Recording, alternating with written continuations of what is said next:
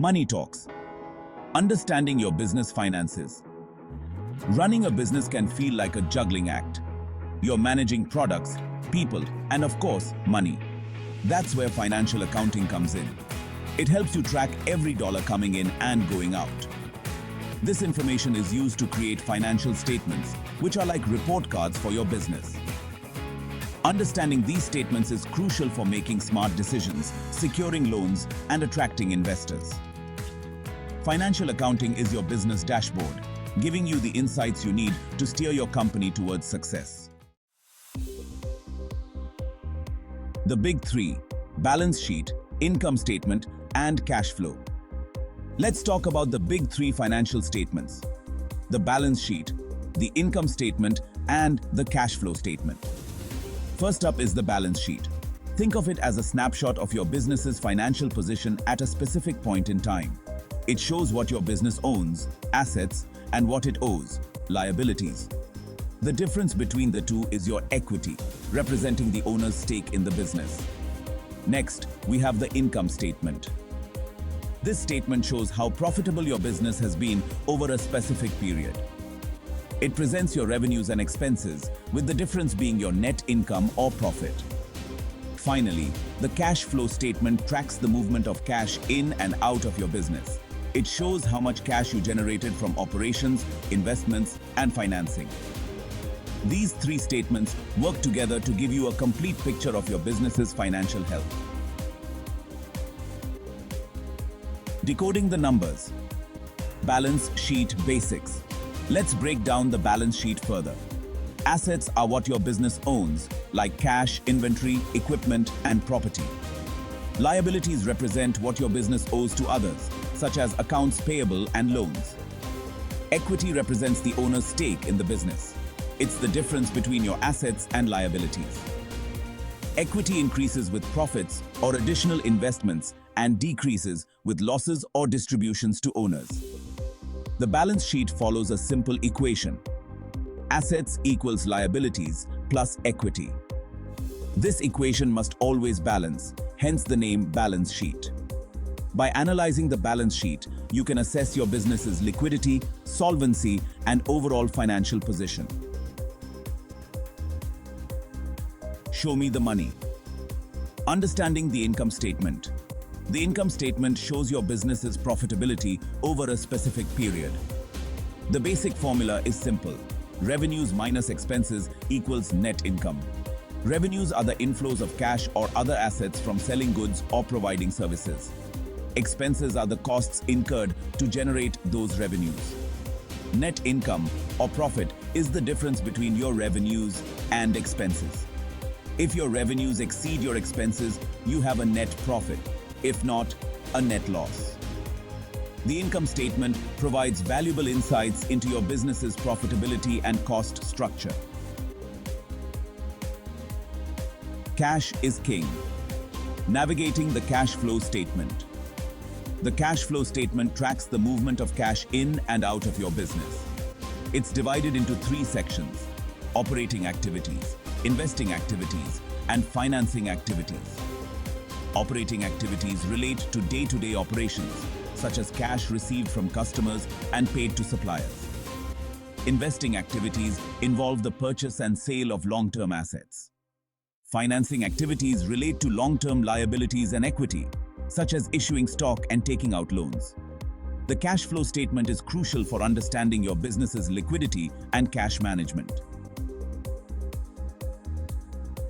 Ratio. Check using financial ratios to analyze your business. Financial ratios help you analyze your business's financial health and performance. They provide a way to compare your business to others in your industry and track your progress over time. Let's discuss three key financial ratios: the current ratio, the debt-to-equity ratio, and return on equity, ROE. The current ratio measures your business's ability to meet its short-term obligations. It's calculated by dividing your current assets by your current liabilities. A higher current ratio indicates greater liquidity. The debt-to-equity ratio measures your business's financial leverage. It's calculated by dividing your total debt by your shareholder equity. Return on equity, ROE, measures your business's profitability relative to its shareholder equity. By understanding these ratios, you can gain valuable insights into your financial performance and make more informed decisions. Current ratio. Are you good for it? Let's dive deeper into the current ratio. This ratio is like a financial stress test for your business. It tells you if you have enough liquid assets to cover your short-term liabilities. A healthy current ratio is generally considered to be between 1.5 and 2. A current ratio below 1 could indicate potential liquidity problems. It suggests that your business may struggle to meet its short-term obligations.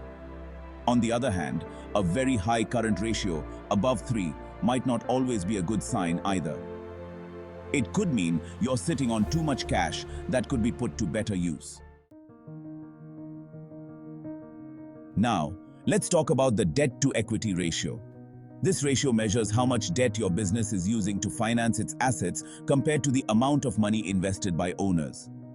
A high debt-to-equity ratio indicates that your business has taken on a significant amount of debt. While some debt can be healthy for growth, too much debt can put your business at risk. A high debt-to-equity ratio might make it difficult to secure additional financing. It also means a larger portion of your profits will go towards interest payments. Finally, let's examine return on equity, or ROE. This ratio is a key indicator of your business's profitability and efficiency. It tells you how effectively your business is using its equity to generate profits. A higher ROE is generally better, as it indicates that your business is generating more profit for every dollar invested by owners. Several factors can influence ROE, including profitability, asset turnover, and financial leverage. By analyzing these factors, you can identify areas for improvement and boost your business's overall profitability. Let's bring these concepts to life with a real-world scenario. Imagine you own a small bookstore. You're considering expanding to a larger location with more inventory space. Before making this decision, you need to carefully analyze your financial situation. Use financial statements and ratios to assess your business's financial health. Examine your income statement to see if your bookstore is generating enough profit to cover the additional expenses. Review your balance sheet to assess your liquidity and solvency. Analyze your cash flow statement to understand your business's cash flow patterns.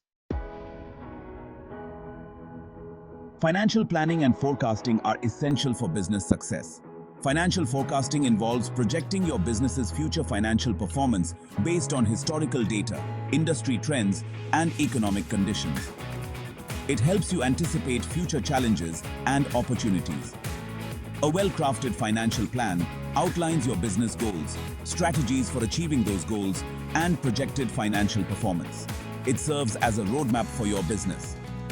Financial forecasting also plays a crucial role in securing funding. A well-prepared financial forecast demonstrates your business acumen and increases your chances of securing the funding you need to grow.